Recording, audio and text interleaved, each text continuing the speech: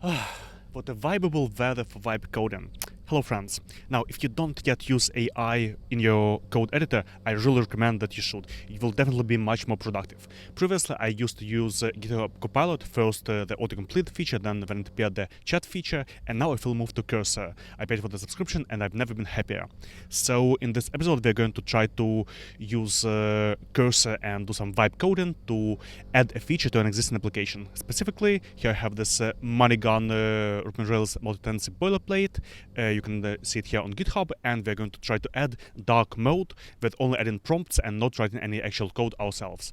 So first of all, I have installed Cursor locally on my computer. I have pulled my repository, and I have it open. Now, just to double check, I will go to the Cursor settings, so settings, Cursor settings, features, and as I've just imported this repository, I will double check that it has been indexed. So going to the features, here you see the code base has been indexed. It is still syncing. Let's re-index it. Okay, it has been indexed. Now I'm going to have a look. So, okay, I closed it. Let's open it once again. Okay, so here is my application. Let's run the server, bin/dev. And you see at the moment it just has a light mode, no dark mode. If I open appearance, I see light mode and dark mode is you see different in the browser, but the same inside my application. And many people, especially me in the evenings, I really prefer looking at the dark mode and not having a very, very bright screen. So let's try adding the dark mode. First of all, I'm going to open a new chat. Now you can open it by opening the command line and search for new chat, or you can use the command shift search and search for new chat. And here I'm going to add some context. I'm going to use the agent model, not ask, not edit.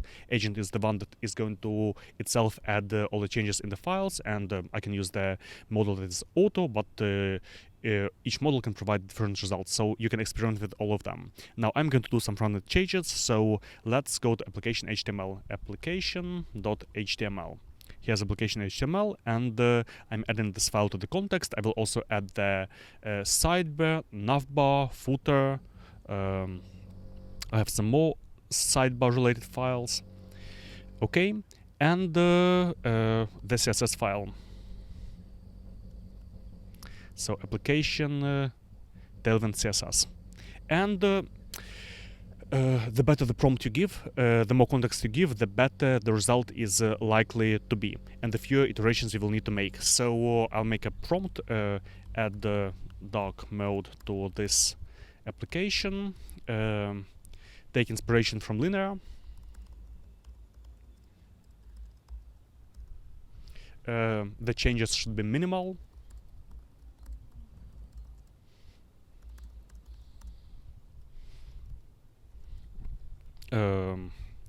Use only inline Tailwind CSS.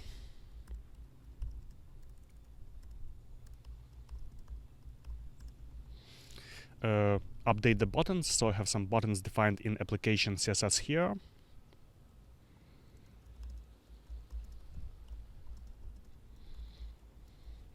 Then I can say that I'm using Tailwind 4, and Tailwind 4 is configured in application CSS, not application Tailwind JS.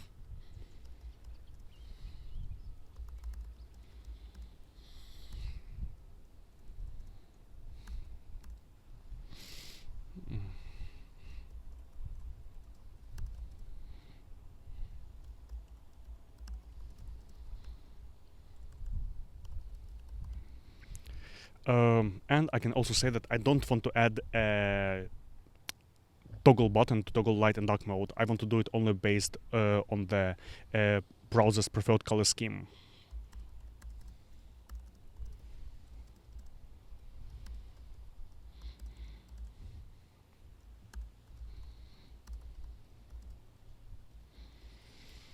Okay, so here's more or less a prompt. Let's send, and let's give it some time to generate a result. So it's going to have a look at all the files. It's going to edit the files one by one, And in the meantime, while it is generating the code, you can already start reviewing the changes. So here you see it's trying to add dark mode by default in the whole application. So if you set dark in HTML, then it's going to use exclusively dark mode. This is actually a change I would reject because I want to use the settings set here. Then here you see it sets a default background white, and if the dark is background gray, it shows background gray on its own. Let's accept the file for now, go to the next file. So it's updating the navbar and so on. You see, the idea kind of with vibe coding is that you don't even have to review the changes.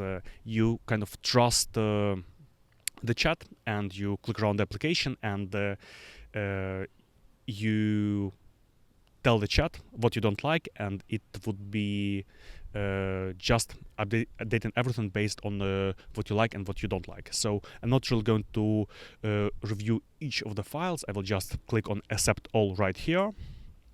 Let's just refresh the page and see if it works. Okay, going to dark mode.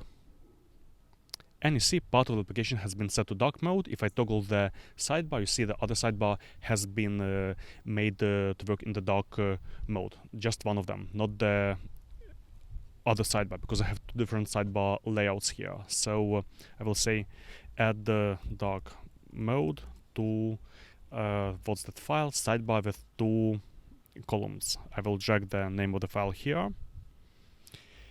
And also the navigation links. Yeah, they look fine here. Yeah, some of them are styled differently, but that's fine. Let's update it.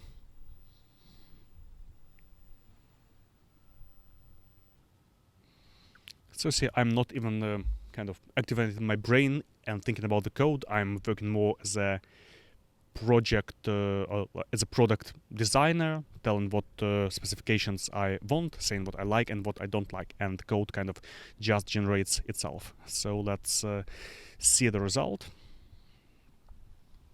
And yes, it looks not that bad. There are still some tweaks that we can make, like the backgrounds of the buttons here, but it is already a wonderful leap forward. And looking at the Git changes, you see there are not so many changes that have been applied, and it was quite fast to add dark mode.